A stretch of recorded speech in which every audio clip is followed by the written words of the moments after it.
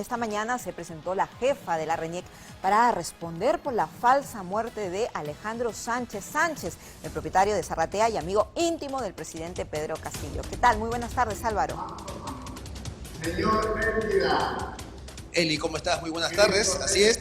Mañana la jefa de RENIEC, Carmen Velarde, se presentó ante la Comisión de Fiscalización del Parlamento para dar cuenta sobre esta situación bastante extraña que sucedió con el señor Alejandro II Sánchez Sánchez, dueño de la Casa del Pasaje Zarratea, quien apareció como fallecido el 11 de octubre en la base de datos de RENIEC, y luego, tras conocerse este hecho, pues en cuestión de minutos la situación se regularizó y ya aparecía como un ciudadano con vida, ¿no? Entonces esto llamó mucho la atención y generó una gran polémica porque también se replicó con algunos otros políticos. Entonces no fue el único caso, pero estos otros casos se dio luego de que se conociera la situación del señor Segundo Sánchez Sánchez. La jefa de RENIEC indicó de que aparentemente hubo una manipulación de esta base de datos y que como medida se tomó de que ya no se pueda registrar los fallecimientos de manera digital. Al ver de que eran varios los casos que se estaban dando, RENIEC impidió que se registren fallecimientos de manera digital a través del SINADEF, que era una medida que se había, puesto en marcha a raíz de la pandemia. Dado de que era muy complicado hacer trámites presenciales, a raíz de la pandemia se permitió este registro de manera digital. Entonces la jefa de RENIEC indicó de que como medida ante esta situación se dejó sin efecto este tipo de mecanismos digitales para poder registrar los fallecimientos. Sin embargo, los congresistas, por ejemplo Marta Moyano, indicó de que esa explicación era bastante endeble y que no dejaba las dudas resueltas, porque aquí evidentemente pudo haber habido una manipulación con algún tipo de interés en particular para perjudicar a las investigaciones del Ministerio Público o favorecer al señor Segundo Sánchez Sánchez. La jefa de RENIEC no explicó más a fondo esta situación, pero indicó de que la medida correctiva es que no se ya va a registrar fallecimientos de manera digital y que el método es de forma manual y que en los siguientes días, al ver que todo esté ya funcionando correctamente, se podría retornar a este sistema digital. La congresista Lady Camones indicó en la Comisión de Fiscalización de que acá puede haber habido una manipulación por parte de algunos malos médicos, porque según la congresista Lady Camones, los médicos que tienen un usuario y clave para ingresar a la base de datos a veces prestan sus usuarios a otras personas y estas personas pueden acceder de manera negligente a esta base de datos. Lo cierto es que hay malestar en la Comisión de Fiscalización y también hay que destacar que en un momento se pasó la sesión a reservada porque la jefa de RENIEC dio información sensible. Vamos a escuchar a continuación los argumentos de la jefa de RENIEC, Carmen Velarde. Escuchemos. Adelante. ¿Qué pasa con el caso del señor Sánchez Sánchez?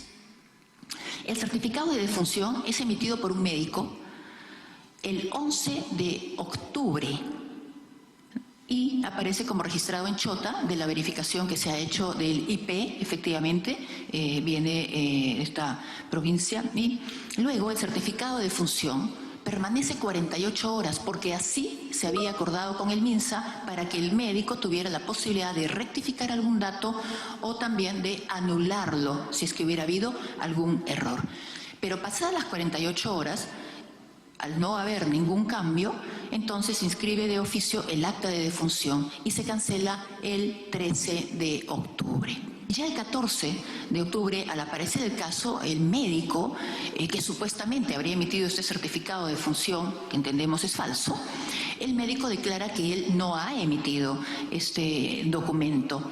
Y nosotros con ello, al ser de público y notorio, pues este caso que se trataba de una persona buscada por la justicia y con la declaración del médico, que es una prueba razonable de que estamos ante un documento que sería falso, nosotros decidimos justamente poner una medida cautelar, con lo cual se vuelve a levantar a la persona en el Registro Único de Identificación de Personas Naturales. Álvaro, si bien estas son las declaraciones de la jefa de RENIEC, lo cierto es que el mecanismo digital debería tener un protocolo al menos más riguroso para que no cualquier persona pueda ingresar y poner datos de actas de personas fallecidas, cambiarlas, porque es una situación bastante delicada. Ahora, por otra parte, Beder Camacho sigue dando de qué hablar y generando noticia, porque dice que ha recibido varias amenazas de muerte, incluso que se indican que sería por ser traidor, ¿no? Según anunció el abogado del ex subsecretario de Palacio de Gobierno, desde el Congreso de la República hay reacciones porque es una situación que relaciona al círculo más cercano del presidente Pedro Castillo. Álvaro. Así es, Eli. Desde el día lunes se había conocido que el señor Beder Camacho estaba recibiendo amenazas de muerte. Lo dijo él mismo en una entrevista a un medio radial.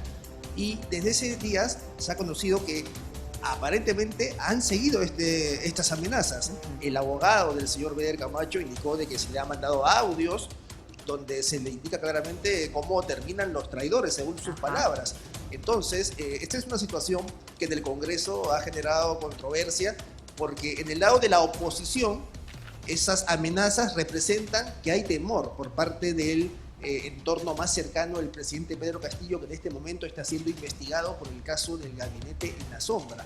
Mientras que en el lado oficialista y las bancadas que suelen apoyar al gobierno, como el congresista Jorge Martí Corena, con quien conversamos esta mañana, indicó que no cree estas amenazas, no cree en estos testimonios. Según el congresista Martí Corena, lo que diga Beder Camacho no necesariamente tiene que ser cierto y que en todo caso esto tiene que ser corroborado. Lo cierto es de que ya las amenazas están generando polémica y tensión en el Congreso, porque Beder Camacho es un personaje clave en la investigación. Es una persona que, como tú bien has mencionado, perteneció al círculo más íntimo del presidente de la República, por lo que tiene información relevante acerca de una serie de decisiones que se tomaron en el Ejecutivo, y su testimonio, sin lugar a dudas, puede ser determinante en las investigaciones que sigue el Ministerio Público al jefe de Estado. De acuerdo, Álvaro. Además, estamos de cara a la recopilación de firmas para esta moción de vacancia que, al parecer, avanza y de manera bastante rápida, porque incluso algunos parlamentarios indicados como Los Niños han participado de la presentación de esta iniciativa. Así es, hasta hace algunos minutos habían 37 firmas en esta moción de vacancia que ya se ha impulsado desde hace un par de días, que está avanzando rápidamente. Recordemos que este documento requiere de 26 firmas para presentarse ante el Congreso y luego se debate su admisión. Pero el documento todavía no ha sido presentado. Al parecer hay la intención de acumular la mayor cantidad de firmas posibles para recién presentar el documento. Es decir, se pretende iniciar este proceso de vacancia con un respaldo ya considerable que esté asegurado, no como en las dos ocasiones anteriores en donde se presentó la moción de vacancia solo con las 26 firmas, pero luego no hubo mayor respaldo.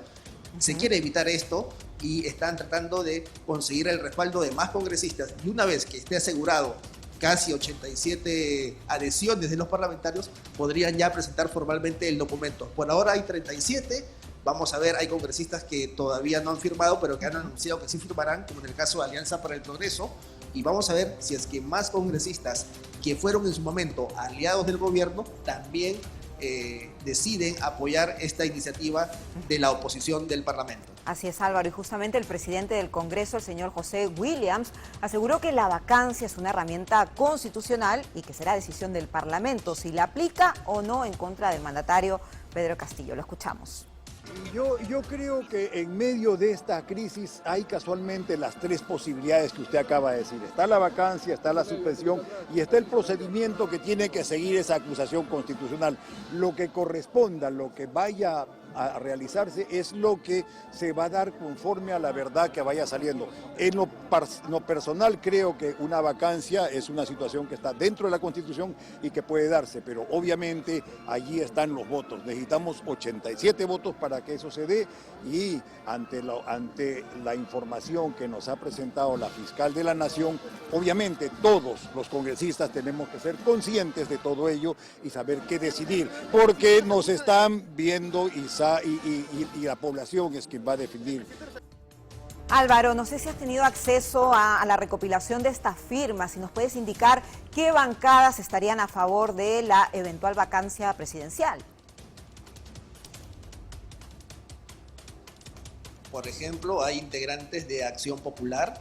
La congresista Gila Portero ha apoyado la moción de vacancia, el congresista Ilich López, la congresista Silvia Montesa también ha apoyado esta moción de vacancia. En el caso de Avanza País, gran parte de la bancada ya firmó. En el caso de Renovación Popular, igual, gran parte ya firmó esta moción de vacancia. En el caso de Fuerza Popular también se está apoyando por un sector, falta que otros congresistas firmen. En el caso de Alianza para el Progreso, el congresista Eduardo Salguana ya firmó. Recordamos que el congresista Eduardo Salguana en los últimos 2 meses se le vinculó al Ejecutivo, él ha negado ser parte de los denominados niños, pero él ya el día de ayer ha firmado esta moción de vacancia y ha anunciado que sus colegas de bancadas también lo harán en las próximas horas. Así es que todo Alianza para el Progreso estaría a favor de la moción de vacancia. No hay firmas de parte del bloque magisterial, de Perú Libre, de Cambio Democrático, que son las bancadas de izquierda que suelen apoyar al gobierno. Son 37 las que hay hasta este momento y vamos a ver si es que en las próximas horas esta cifra va aumentando, ¿no? Por ejemplo, la congresista Susel Paredes, de Integridad y Desarrollo, indicó de que ella apoyaría la vacancia, pero que no necesariamente la iba a firmar. Es decir, si la admiten a debate, apoyaría. Así que vamos a ver cómo se desarrolla esto en las próximas horas. Bien, Álvaro, bueno, entonces estaremos muy atentos si finalmente se recopilan todo este número importante de firmas que se quieren obtener antes de presentar esta moción de vacancia. Muchas gracias por tu reporte, como siempre. Muy